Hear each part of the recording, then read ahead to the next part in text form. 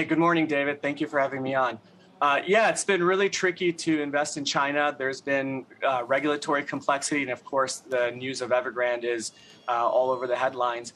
But for us, we're looking for a few businesses that we can own for the next 3, 5, 10 years, and there are some opportunities even being created with the policy push. So, for example, the government is making a big push to get kids off of their screens, reduce the pressure of education and get them out playing sports. So that creates some opportunities for businesses like Anta, which is a business that we've owned for many years. Anta sells footwear and sportswear to children throughout China. And as more kids play soccer, and as China prepares for the Winter Olympics, we think more and more Chinese citizens will participate in skiing and things like that, which should help some of Anta's brands. Obviously, we're dealing today with the fallout from the potential default of Evergrande. We'll see what happens. But overall, again, back to this idea of how you can be confident. I think of Didi, for example, only went public, a few months ago in this market. And now there are people talking about the fact that essentially it's going to be taken over by the government. I mean, how can you feel confident with what seems to be a changing landscape, given sort of the overall calls for common prosperity and what comes along with that? Yeah, well, if you take that example of Didi as an example, they very explicitly were told not to go public. There was some very sensitive timing around their IPO. And companies like that, in China, you have to realize it's a state capitalism model. The state comes first. So if a company like Didi decides they want to do their own thing, they're going to be punished.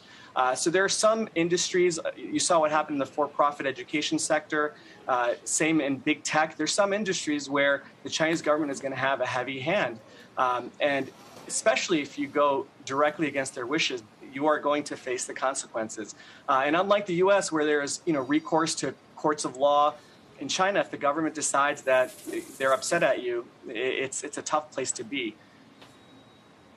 Ashraf, it's Morgan. Just to put a fine point on this, what you're saying is you don't see systemic risk from a possible potential default from Evergrande in China. You're still invested in a number of Chinese companies there as well. I mean, what would make you actually, given the conversation more broadly that we're having, what would make you step back, reassess, potentially rotate out of some of those holdings, I guess more so? Is there a certain indicator? Is there a certain data point that you keep a close eye on as somebody who has invested in the country for so long?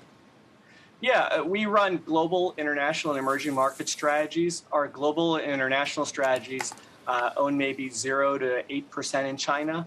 Our EM strategy, which benchmarks against the MSCI EM index, is at about 25% China. The index is about 35%. So we are underweight.